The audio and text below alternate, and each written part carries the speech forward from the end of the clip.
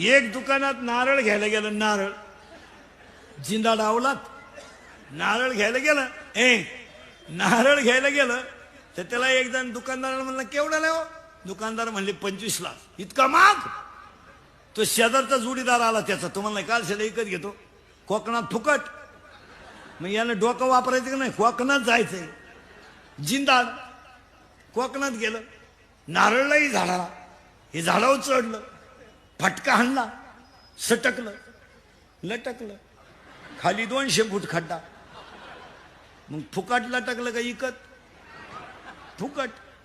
दुपारभर लटकूनच राहिलं. एक उंटावाला चालू होतं खालून. ते वरचं लटकेल उंटावाल्याला म्हणलं 500 रुपये घे पण मला खाली घे. उंटावाला म्हणला फक्त तंगड्या धरायचे 500 आहेत ना. ते राहिलं उंटा उभं आणि वरच्याच्या तंगड्याला बी लागलं. उंटाचं वजन हलकं झालं. उंटाला वाटलं वजन उतारलं.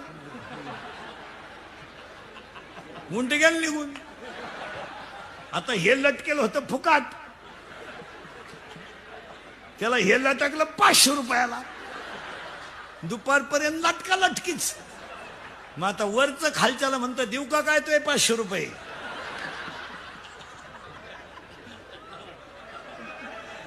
खालचा म्हणणं अजून 1000 घे. पण एक दुकानात नारळ घ्यायला गेलं. नारळ जिंदा डावलात.